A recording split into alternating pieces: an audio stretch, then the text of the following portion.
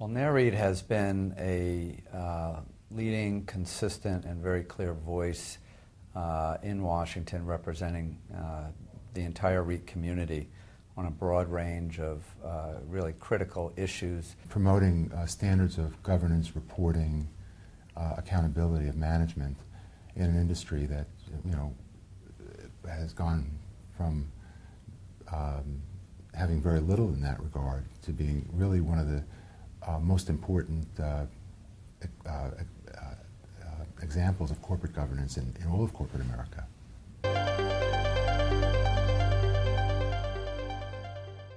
The next step is to maintain a high level of standards. We should have a lot more new companies coming into the industry, and to the extent that REIT can be on the forefront of maintaining the high standards that it is set, it's going to be difficult, and it can be difficult, but I think that's what the focus should be. REIT might have some opportunities related to the globalization of the structure and working with organizations around the world that are REIT's counterparts to see to it that the successful structure and governance that Marty talked about becomes standard.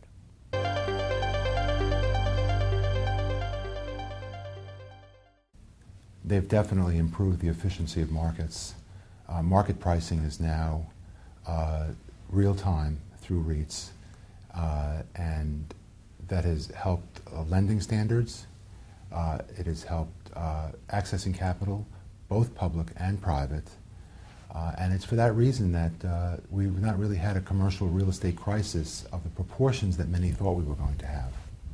The evolution of the REIT marketplace to a large, liquid, and global marketplace has improved transparency on all the issues that Marty mentioned, from pricing to governance, capital access around the world, and it's helped the entire industry, and in particular, pricing transparency has really transformed how real estate is invested in.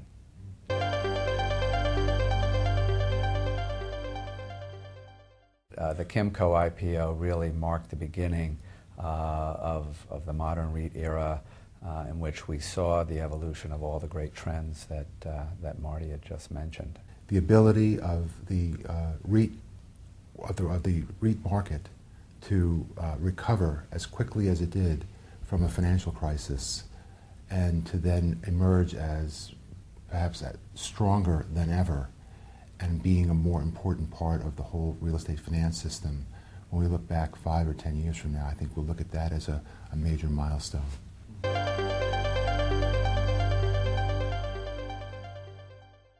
Where we go from here is securitized real estate REITs are going to grow from 8 to 10% ownership of U.S. real estate to a number well higher than that. I think over time, logically, that number could get up into the 30% range.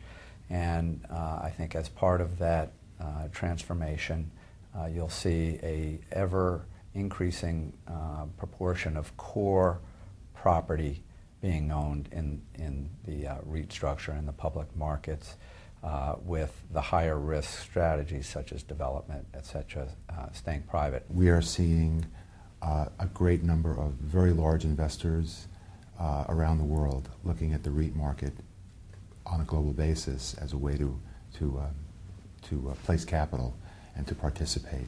And as we see these emerging markets, be they the typical Brazil, Russia, India, China, and others, you're going to see, I think, those markets develop and accessing capital globally. And that's a major shift in the real estate business. It's always been a local business. Mm-hmm. It is now a global business.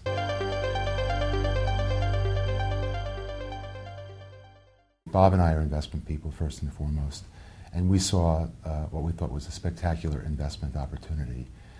We didn't know in 1986 that we were going to have a stock market crash, a war, an economic recession, a collapse of the real estate market, and a lot of other things.